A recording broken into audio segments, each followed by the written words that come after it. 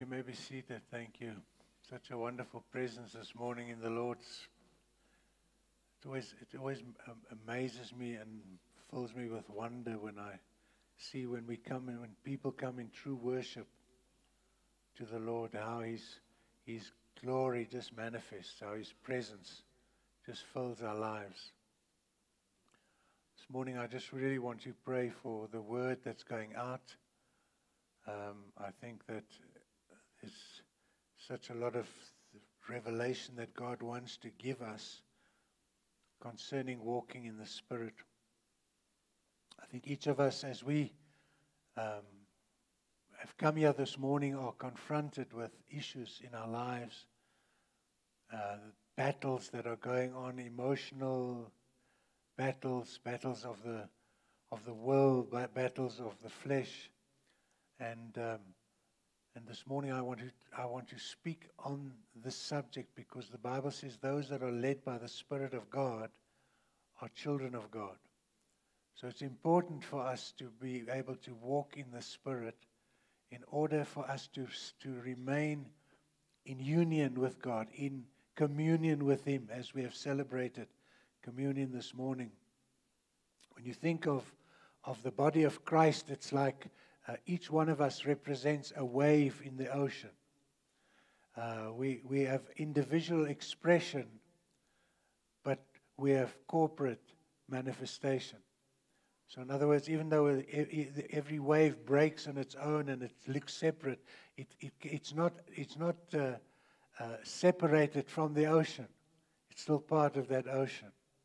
And in the same manner this morning, I pray that we will understand that God resides in us through the Holy Spirit, that God desires to reveal Himself through us as our Lord, as our Savior, as our healer, as our deliverer, that we don't have to look external. We have been not separated from God any longer. We now have union with Him because of what Christ has done, because we have laid down our lives and we have received the resurrection life of Christ now dwelling in us. Amen.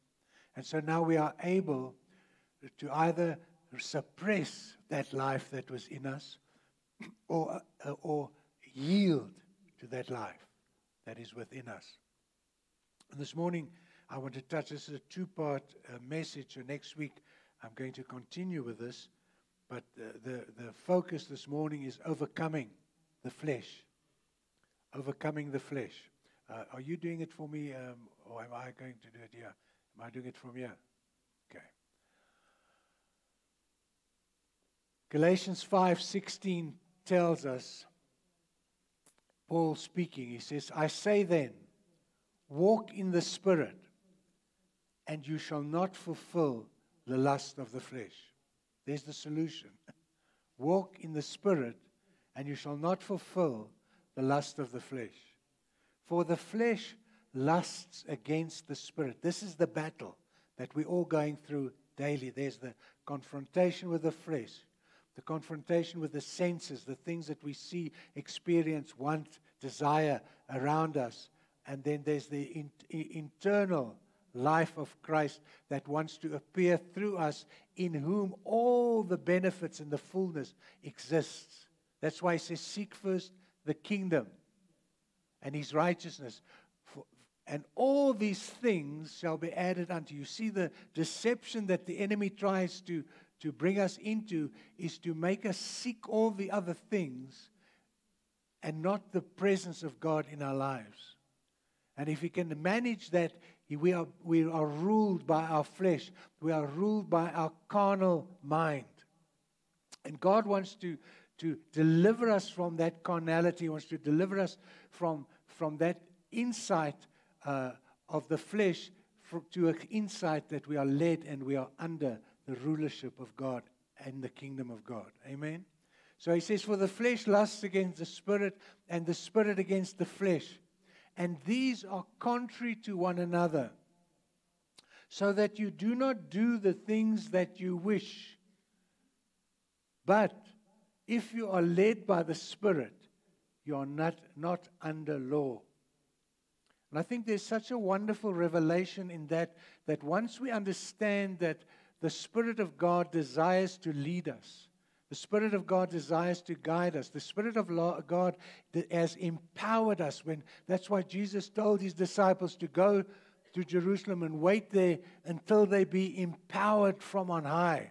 That Holy Spirit empowerment, that inner life that becomes manifest through us as children of God, that enables us to begin to live lives through which the Spirit is expressed and not the lust of the flesh. But the thing is, what we need to do is we need to become conscious of that. We need to apply our minds. We have to set our minds upon the things that are above.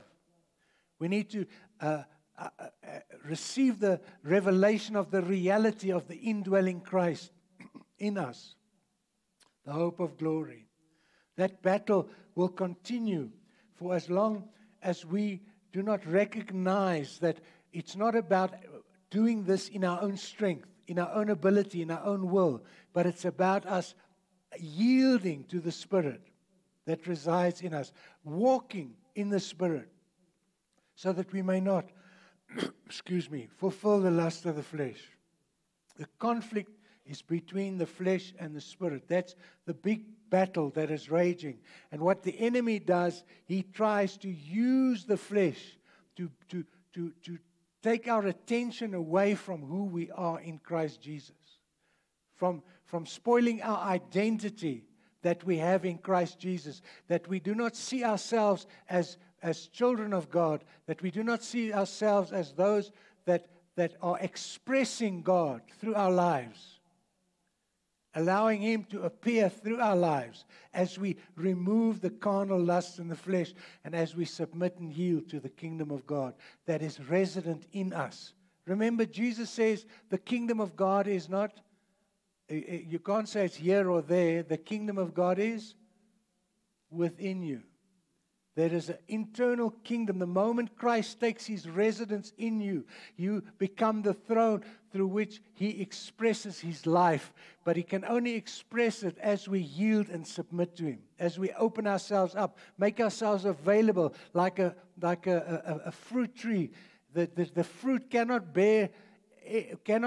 come to manifestation or realization unless it is connected to the vine. Amen.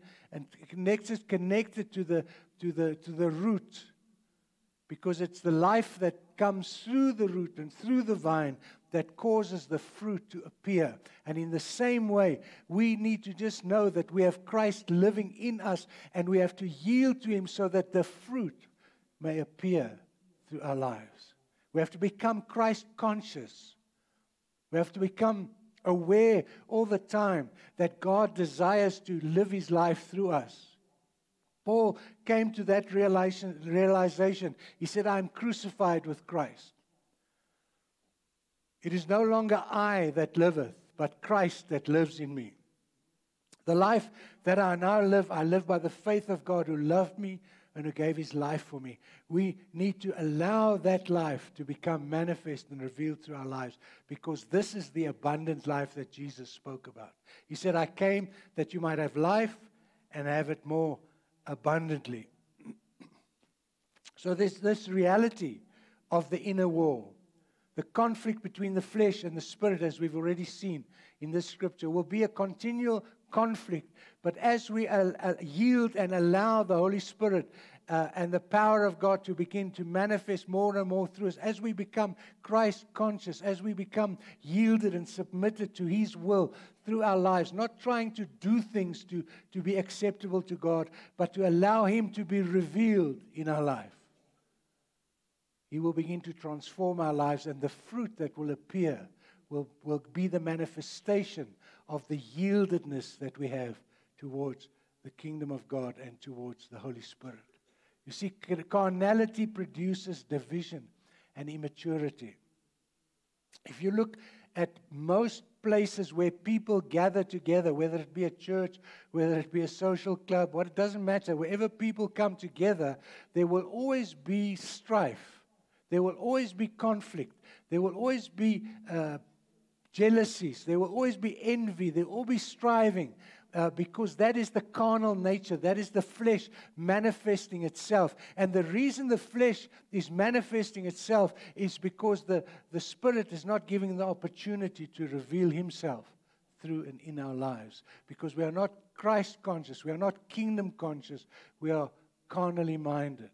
And that carnality manifests in all these things, the contentions, strife, envy, bitterness, resentment, all those things are the manifestation of the flesh. But when we begin to see through the eyes of Christ, when we begin to hear through the ears of Christ, when we begin to look at each other and see each other as the objects of God's salvation, as the objects of God's love, as the ones that God created in His image, we begin to look at people differently from that innermost being, from that Spirit of God that lives in us and causes us to see through the eyes of Christ how people are and who they are. And it causes us then to change, not because we want to change others, but because through our love, our lives begin to impact and reveal God through us in a special way. You see, the flesh hides in motives, attitudes, and reactions. It appears through those envies, through those jealousies, through the strife and the conflict and the things that we encounter, whether it's in our workplace, whether it's in our homes, whether it's on the sport field, doesn't matter where it is. Those things are manifest, the carnality, because the enemy doesn't want to give up the control that he has in our lives. So he works through those emotions and through those attitudes and reactions to keep us captive to this carnal life so that we cannot allow the life of Christ to fully appear through our lives. Because those things are in conflict. These things, they conflict us so that Christ does not have the ability to appear through us because of the carnality that is existing in our lives. Now, the only solution to this is the cross. And that's why Jesus had to die on the cross. So that through His death, burial, and resurrection, in our acceptance of Him, we ourselves could now be resurrected. We ourselves could now enjoy that resurrection life when we choose to lay down our lives and allow Christ to become revealed in and through us. The flesh cannot be improved. That's the thing. You see, many people try through religion to change themselves. You cannot change yourself with religion. Religion only confirms how unable you are to live according to the law. Religion only causes you to become self-condemned, to try to give up, because eventually you feel this is no good. I cannot save myself. I cannot change myself. I have accepted Jesus as my Lord and Savior, but I'm still working according to this carnal mind that believes that I have to do things in order to make myself acceptable to God. No, you have to understand you have now received newness of life. When you die to self, Christ abides in you. The life of Christ is now your life. And that life desires to appear and reveal Himself through you. And all you have to do is yield to Him. The fruit does not concentrate to manifest. It's the natural outflow of the life that is within the plant, within the vine. That's why the word says, if you abide in me and my word abides in you, you shall ask what you will and it shall be done for you. That when that abundant life that is in Christ, which resides in every born-again believer, begins to receive the permission of our will to begin to manifest through us, whether it be in finances, whether it be in healing, whether it be in deliverance, whether it be in salvation, all those benefits of the kingdom are resident in the life of Christ that is within us. but it needs to be revealed. It needs to be opened up. It's not hidden. It's not something we have to strive to achieve. It's already available to us. We have to learn how to allow it to manifest through our lives. Amen? So it's important that we understand that very clearly. The flesh cannot be improved. It has to die. It has to be crucified, because that's what's standing in the way of Christ being able to manifest and reveal himself through our lives. Romans 8:13 says, "For if you live according to the flesh, you will die." You see, that's what happened in the Garden of Eden. They didn't die instantly. What happened? They were separated from God. And the separation of God was the separation of the source of life. It's like cutting off a branch and putting it next to the tree.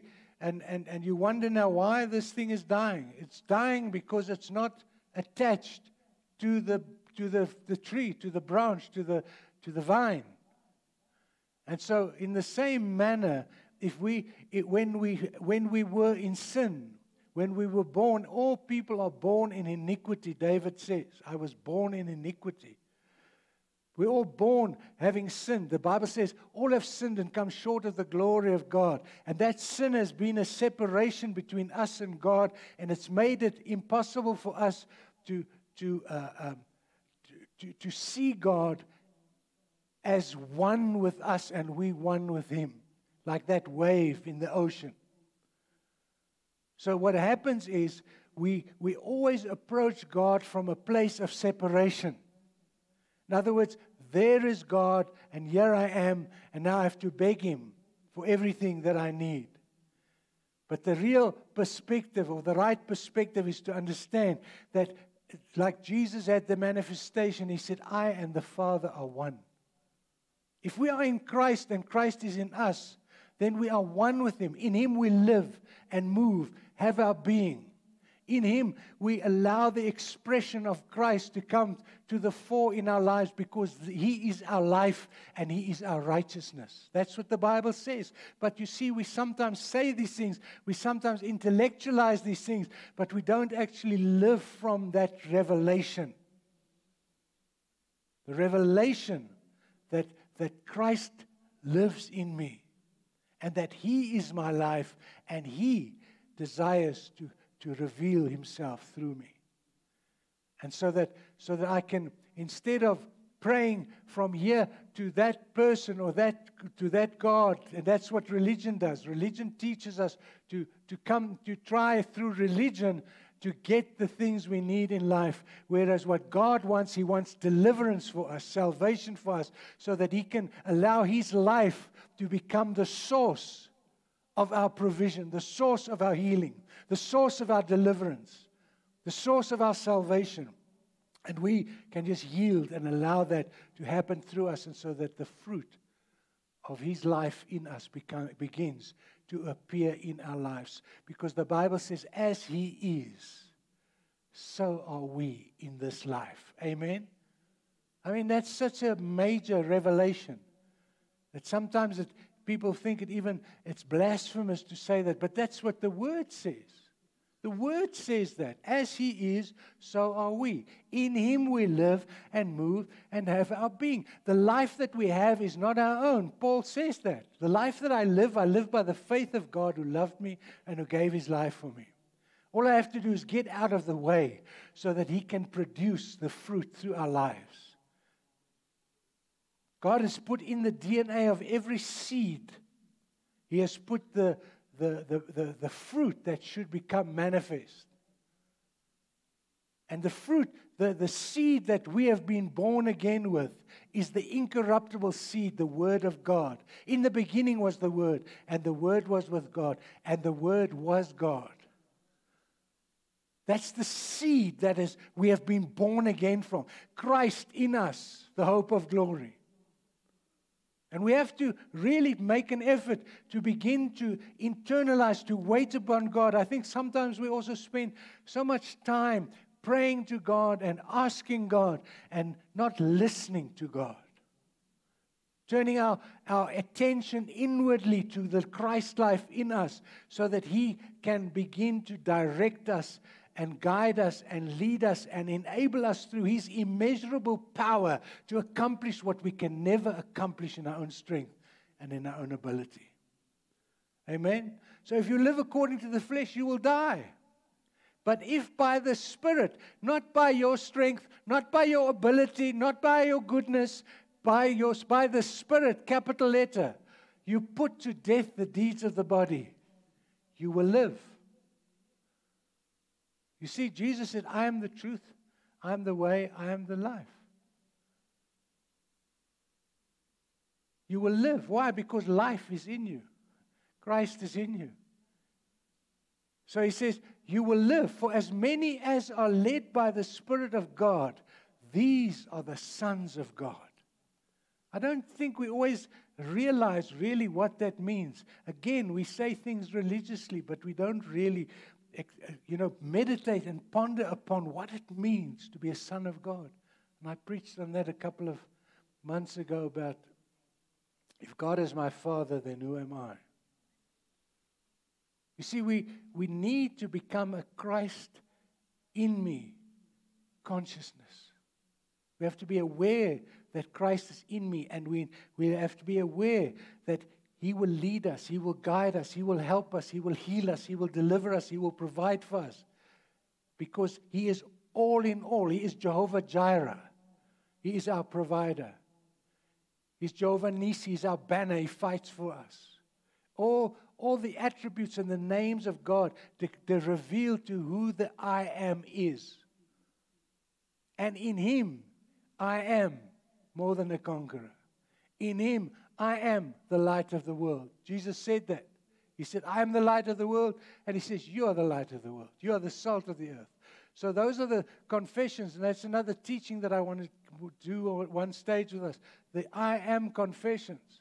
Because most of our confessions is, I am poor, I am sick, I am angry, I am bitter, So we are confessing those things and we are binding those things to our souls instead of allowing the reality of the indwelling Christ binding in us and saying, I am more than a conqueror. I am a son of God. I am able to do all that God enables me to do because of who He is in me. So you change your confession, you change the way you think, because you are now not thinking as a human being that's separated from God, that you have to beg and ask to do things for you. You are now operating from the indwelling of the resurrected Christ within you that has already made all things available in Him. That's the kingdom of God.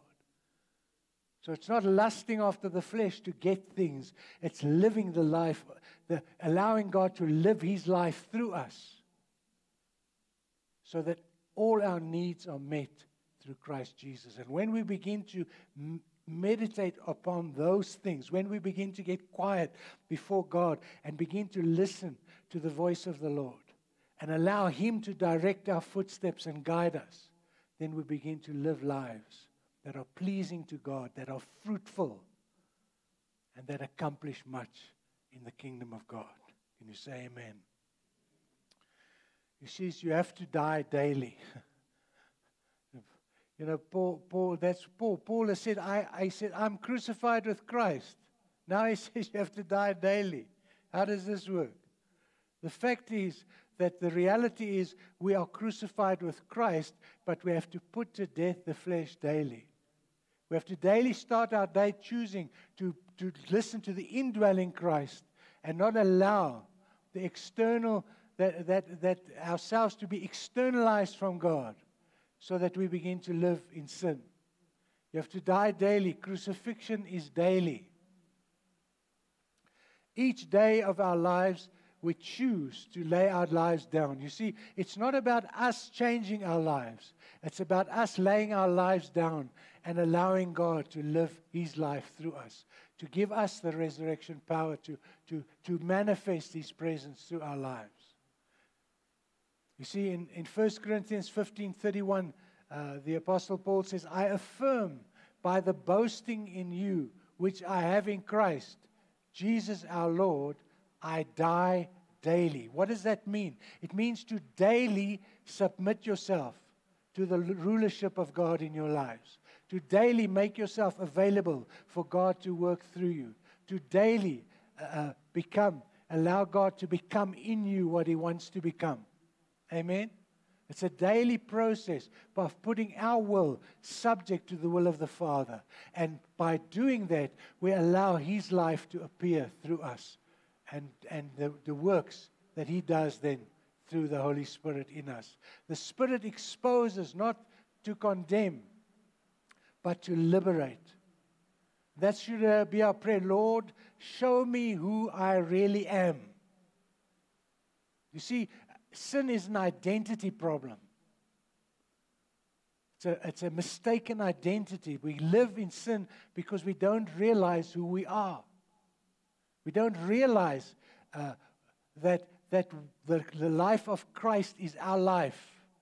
And so we always try in our own strength and our own ability to change our lives instead of just yielding to the Holy Spirit that resides in us. The Spirit exposes, not to condemn, but to liberate.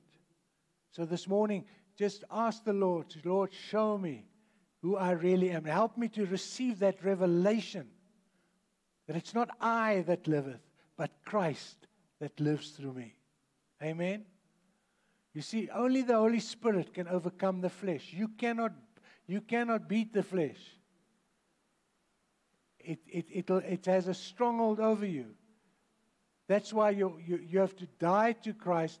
You have to receive His life. And now the power of the Holy Spirit resides in you to enable you to be transformed as you yield to Him, as His power becomes effective in and through your life. Galatians 5:16, we see he admonishes us to walk in the Spirit so that we may not fulfill the lust of the flesh. So there is a dimension in which we walk that manifests the glory of God, that manifests the power of God, that manifests the works of Jesus. Jesus said, the works that I do, you shall also do, because I go to the Father. So what did that mean? He says, the same way as I walked upon the earth, subject to the Spirit of God, yielding to the Father. Because He said, I and the Father are one. As I've come to do the will of my Father, I have not come to do my will, I've come to do the will of my Father. In the same manner, that should be our attitude. We have not come to do our will, we have come to give expression to the individual glory and power that God has given each one of us individually and corporately as we come together as the body of Christ to manifest and reveal His will. You see, transformation is by alignment, not by effort.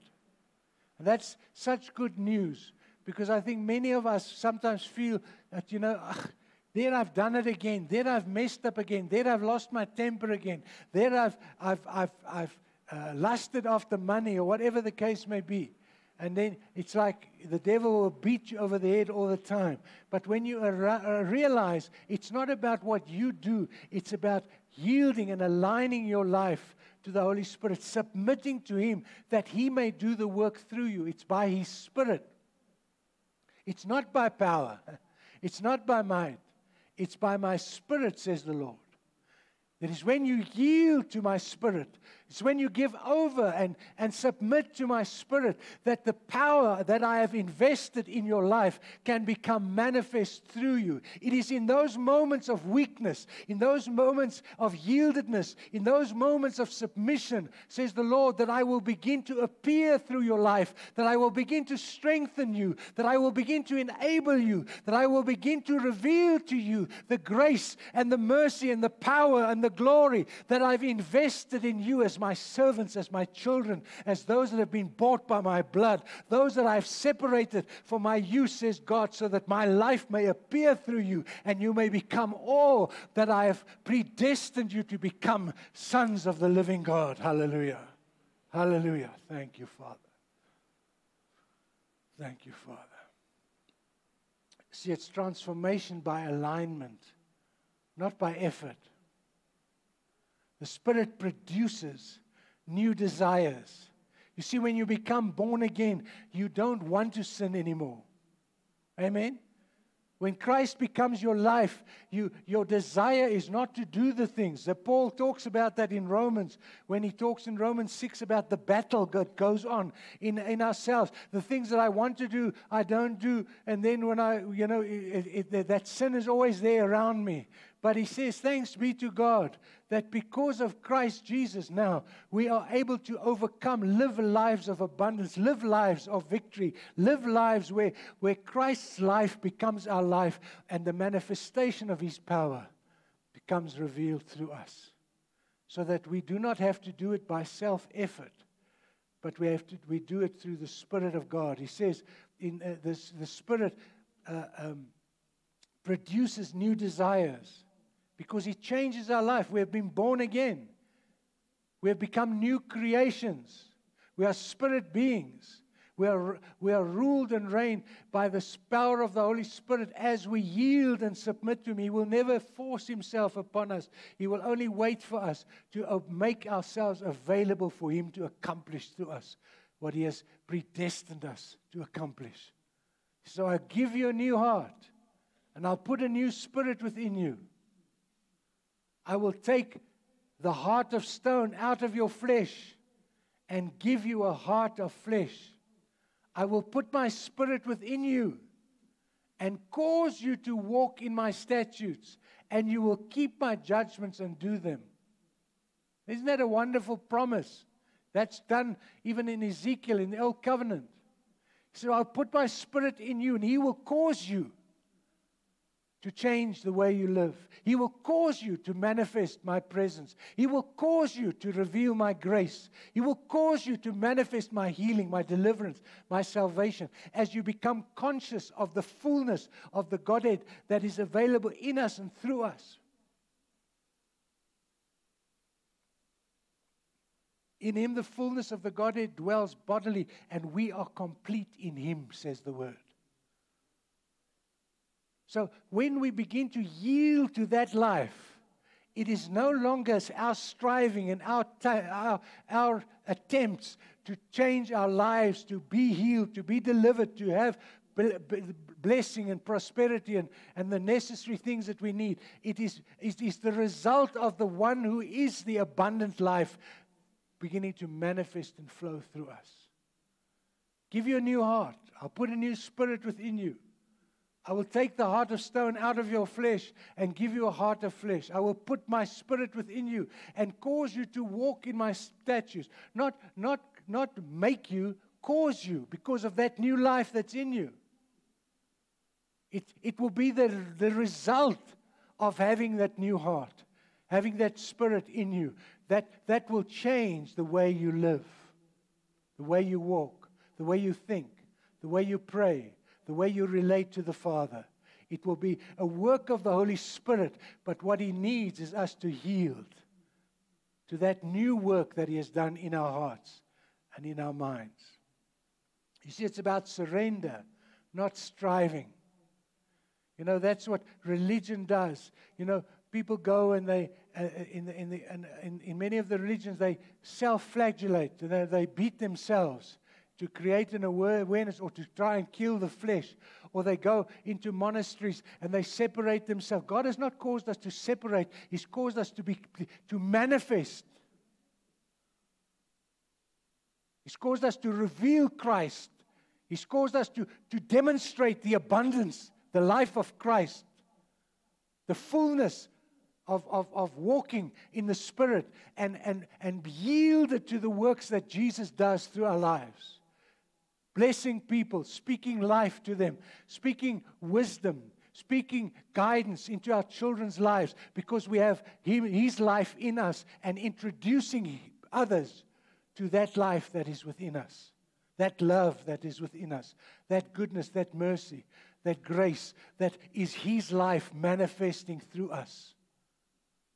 It's not our will. It's not by striving to become better. You cannot become better. You have to die. And Christ must be revealed through you. And then you will live a life where the fruit of the Spirit becomes evident through your life. It's about surrender, not striving. The victory is by yielding, not willpower. This is not a battle. I'm going to be better today. I'm going to do this. Have you tried that? Have you made that statements and then the very next minute that's exactly where you fail? Why? Because you're trying to do it by self-effort. You're not allowing God, the Holy Spirit, to work and manifest that victory through you.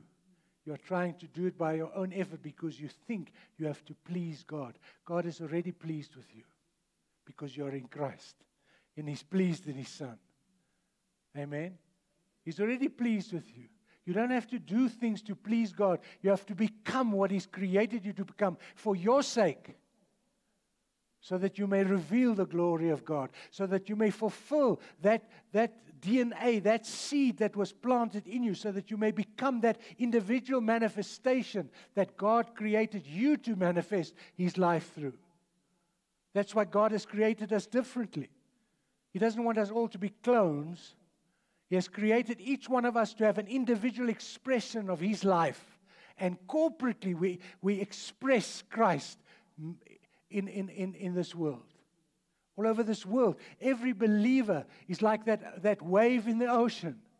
But the ocean is the complete corporate body of Christ all over, where all of us have an opportunity to express ourselves individually, but not ourselves, the Christ which is ourself in us.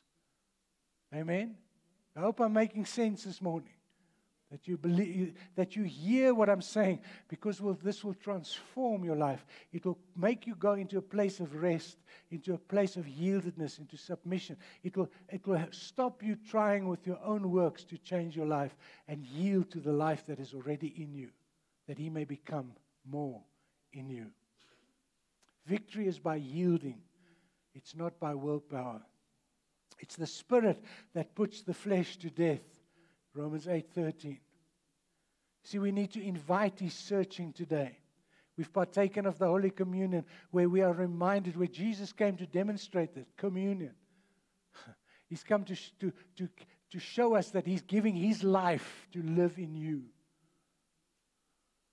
He's making His life available to you. Your old life is irredeemable.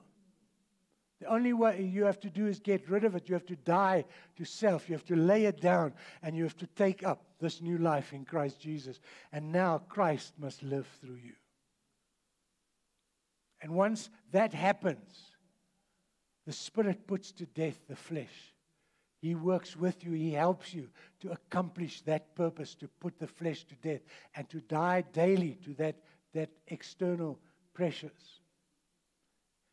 Psalms 139 says, 23 to 24, He says, "Search me, O God, and know my heart. Try me and know my anxieties, and see if there is any wicked way in me, and lead me in the way everlasting." This morning, I want us to just take this scripture, just meditate upon that a little bit. Just look at that and just internalize and speak to the Christ within. And say, God, this is my prayer. Let's close our eyes for a moment. Just focus now on this scripture, Father. Search me, O God, and know my heart. Try me and know my anxieties. See if there's any wicked way in me, and lead me in the way everlasting. See, this is not about compulsion. This is not about forcing you to do anything. It's about saying to you, listen, just acknowledge that weakness. Acknowledge that anxiety. Acknowledge that fear. Acknowledge that lack. Acknowledge that infirmity. And yield and submit to the Christ within. And allow Him to take care of it. Not by power, not by might, but by the Spirit of God. Search our hearts this morning, Lord. See and reveal and expose the things that we need to yield to you, so that you, by your power and your grace, can deliver us from all iniquity, from the sins of the flesh, and cause fruit to abound to our account. thank you for that, Father, in Jesus' mighty name. Amen. Amen. Now, what I'd like to do is encourage you in this next couple of weeks. Maybe some of you are on holiday, some of you aren't, I suppose. Some have already gone on holiday, as you can see. Some are just lazy, but that's okay. Remember, we still have services right throughout this month and in January. There's no Christmas service. The 28th, we will focus on a message regarding that. But I want you really to I know all of us have conflict and issues in our lives that we are battling with. That's part of our humanity. The flesh wars against the spirit. And what I want you to do is this, maybe in this weeks that lie ahead now, is take some time every day. This is not about praying for hours. Because very often when we pray, we repeat the same things over and over and over. This is about waiting on God and then listening and then speaking the things that God reveals to us and becoming Christ inside minded and submitting and yielding for Him to do what you cannot do in your own strength and ability. To live the abundant life, the life of Christ. Where Christ had many attacks. The devil was not happy with His coming to this earth. But he overcame because he knew who he was. He knew that God was his Father. And he knew he was one with the Father. And therefore he came to do the will of his Father. He came to do what the Father said. And so we have to listen to what the Father is saying. And not ask for our needs, but remember, in Christ, your needs are already met. In Christ, your healing is already available. In Christ, your deliverance is available. In Christ, your provision is available. In Christ, the healing of relationships is available. Everything you need is all in all. He's the all-sufficient God. His life is the abundant life that He came, that He said, I have come that you might have life and have it more abundantly. It's available. All we have to do is yield, look inwardly, and allow Christ to become revealed through our lives. Become the vehicles through which He reveals Himself to a lost and a dying world. Begin to manifest the fruit that comes from abiding in Him as the true vine. Amen. Amen. We're going to wait on you now for your tithes and offering. As I said, next week, we're going to wait at the doors for you. So you're not getting out of here until you give something.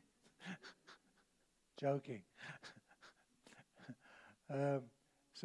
Remember next week's service again. We're going to continue with this message. Next week I'm talking about the fruit side. And I really believe there's a lot of revelation in there, things that you have to meditate upon to allow the Spirit to reveal it to you.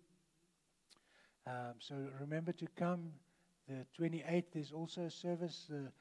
When is the first week in January? 4th of January is a service. So every Sunday there are services. We just don't have special Christmas services. So the Christmas service will take place on the 28th.